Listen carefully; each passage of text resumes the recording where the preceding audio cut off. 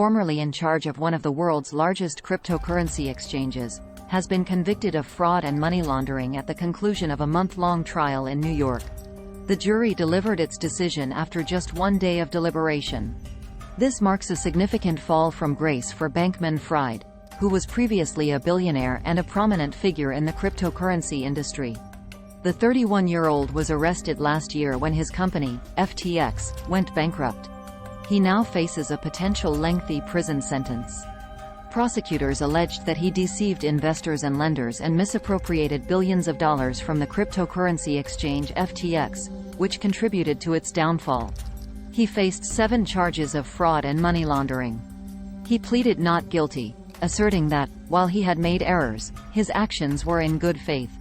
However, the case went against him from the start, as 3 former close associates, including ex-girlfriend Caroline Ellison, pleaded guilty and agreed to testify against him in hopes of receiving reduced sentences. Their sentencing will occur at a later date. They presented evidence that Bankman-Fried's crypto trading firm, Alameda Research, received deposits on behalf of FTX customers when traditional banks were unwilling to open accounts for the exchange. Instead of safeguarding those funds as he had publicly pledged, he used the money to repay Alameda lenders, purchase property, and make investments and political contributions. When FTX declared bankruptcy in November, Alameda owed it $8 billion. He took the money. He knew it was wrong. He did it anyway, believing he could outsmart the situation, stated Assistant U.S. Attorney Nicholas Ruse in his closing arguments. Bankman-Fried took the stand in his own defense, attempting to persuade jurors that prosecutors failed to prove criminal intent. His defense attorney, Mark Cohen, described his actions as poor judgment, and portrayed him as an overwhelmed, mathematically inclined individual as his companies expanded. That does not constitute a crime, Cohen argued.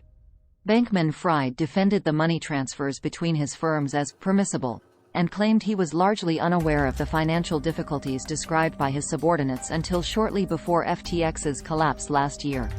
The collapse left many customers unable to recover their funds. Lawyers involved in the bankruptcy case later announced they had recuperated the majority of the missing funds. Bankman-Fried's trial garnered significant attention for its potential implications for the broader cryptocurrency industry, which struggled to rebound from last year's market turbulence. He was regarded as a symbol of the sector's challenges, which U.S. regulators have described as being plagued by criminal activity. Before his company's collapse, he was known for socializing with celebrities and frequently appearing in the media, often discussing the industry in casual attire with unruly hair. He earned the moniker, the King of Crypto, for FTX's rapid growth and his deal-making during a market downturn that affected other cryptocurrency firms.